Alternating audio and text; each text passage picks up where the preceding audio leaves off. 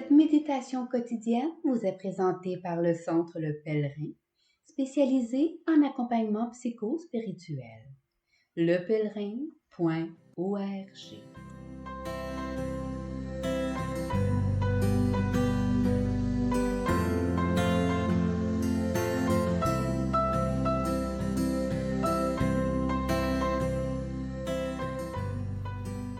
Évangile du lundi 24 avril. Jésus avait rassasié 5000 hommes, et ses disciples l'avaient vu marcher sur la mer. Le lendemain, la foule restée sur l'autre rive se rendit compte qu'il n'y avait eu là qu'une seule barque, et que Jésus n'y était pas monté avec ses disciples, qui étaient partis sans lui. Cependant, d'autres barques, venant de Tibériade, étaient arrivées près de l'endroit où l'on avait mangé le pain après que le Seigneur eut rendu grâce. Quand la foule vit que Jésus n'était pas là, ni ses disciples, les gens montèrent dans les barques et se dirigèrent vers Capharnaüm à la recherche de Jésus. L'ayant trouvé sur l'autre rive, ils lui dirent : « Rabbi, quand es-tu arrivé ici ?» Jésus leur répondit : « Amen, amen, je vous le dis. Vous me cherchez, non parce que vous avez vu des signes, mais parce que vous avez mangé de ces pains et que vous avez été rassasiés. Travaillez non pas pour la nourriture qui se perd, mais pour la nourriture qui demeure jusque dans la vie éternelle, celle que vous donnera le Fils de l'homme, lui que Dieu, le Père, a marqué de son sceau. » Ils lui dirent alors : « Que devons-nous faire pour travailler aux œuvres de Dieu ?» Jésus leur répondit : « L'œuvre de Dieu, c'est que vous croyiez en celui qui l'a envoyé. »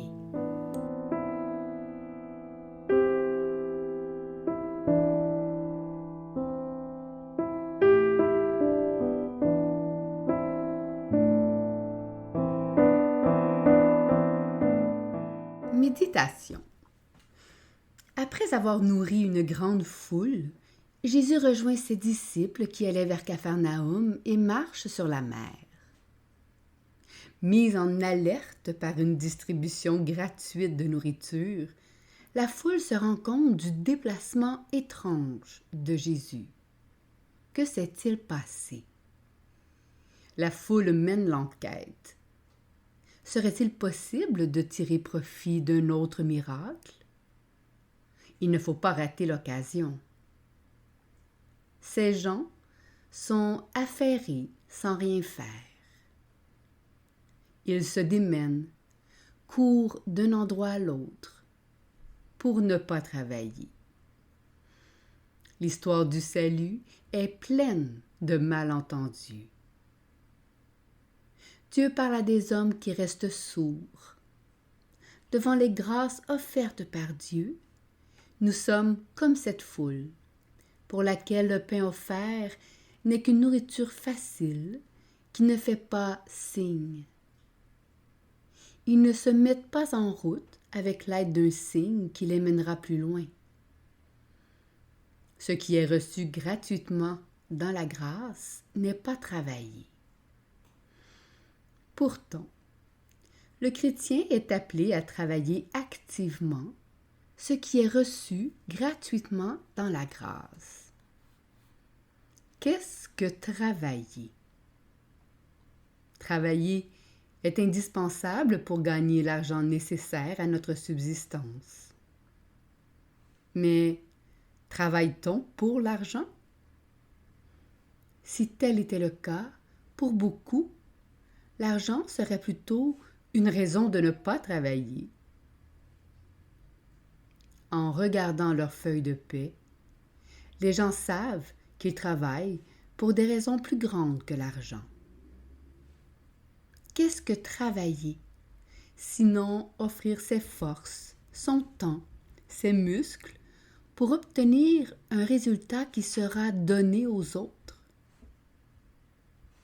ce qu'il y a de vie individuelle, refermée sur elle-même, est ouvert par le travail pour être redirigé vers la société. Le réparateur de toit dépense son temps, risque sa vie pour que d'autres soient à l'abri quand la neige tombe. La vie solitaire du travailleur est transfusée dans la vie des autres.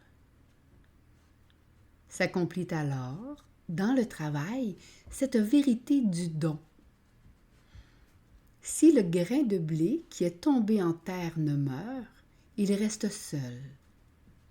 Mais s'il meurt, il porte beaucoup de fruits. Le temps gardé pour soi est gaspillé. Mais le temps offert sauve notre vie qui circule dans la vie des autres. Que feront les habitants de la maison dont le toit est réparé? Et locataires de l'immeuble dont la chaudière est remise en fonction, que feront-ils? Le réparateur ne sait pas ce que les usagers feront de son travail. Le travailleur ne sait pas à qui il donne, ni ce qu'on fera de son travail.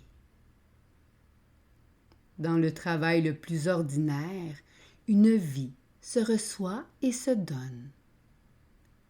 Ne sachant ni exactement ce qu'il donne, ni moins encore à qui, ni même de quelle façon, le travail est donc comme une offrande mystique, la forme anonyme d'un don.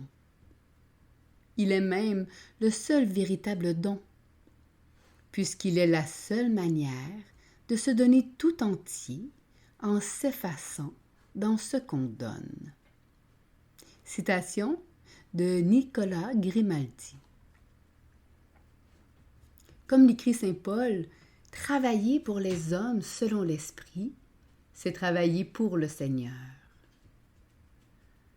Quoi que ce soit que vous fassiez, travaillez de cœur, comme pour le Seigneur. Le commandement divin du travail, vivifié par l'esprit, rejoint l'œuvre du salut. Beaucoup de travailleurs réquisitionnés par le travail, comme Simon de Cyrène qui revenait des champs, ignorent qu'ils aident Jésus à porter la croix qui sauve le monde.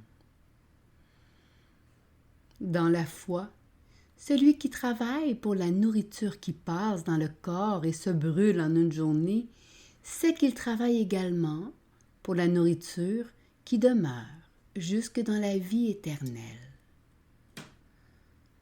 Jésus n'oppose pas le travail à la grâce, mais il invite la foule à se mettre au travail pour faire fructifier la grâce. Après ne pas avoir compris Jésus qui donnait le pain, la foule imagine faussement qu'elle produira l'œuvre de Dieu par ses propres efforts. Que devons-nous faire pour travailler aux œuvres de Dieu? C'est encore une manière de passer à côté du don. Jésus rectifie ce que dit la foule, car l'œuvre de Dieu consiste à recevoir dans la foi celui qui est envoyé. L'œuvre de Dieu, c'est que vous croyez en celui qui l'a envoyé. Dans l'oraison, le chrétien reçoit la nourriture de vie éternelle donnée par le Fils de l'homme. En méditant dans le silence, il accueille l'œuvre de Dieu et celui qui l'a envoyé. Prier, est-ce ennuyeux? Méditer, est-ce monotone? Comme la foule, on peut choisir de s'affairer sans rien faire. On peut choisir de courir ici ou là sans travailler notre cœur. On peut tourner longtemps autour d'un moi rétrécit dans l'égoïsme. On peut rester sourd au « je suis divin » que le Christ prononce en nous, sans l'aider à percer la coque du narcissisme. Ou alors, on peut se laisser travailler. Nos choix ont des conséquences. Celui qui ne s'expose pas à la peine des labours ne récoltera pas. Celui qui ne prie pas n'accueillera pas Jésus vivant. Celui qui court derrière Jésus sans travailler ne mangera pas. Si quelqu'un ne veut pas travailler, qu'il ne mange pas non plus. Si quelqu'un ne se met pas au travail de la prière, il ne sera pas nourri par le pain du cœur. Dieu n'a pas d'autre temps que le nôtre. Le Christ est la vraie nourriture qui ne demande qu'à nous nourrir. Méditation écrite par Vincent Rijfsteck.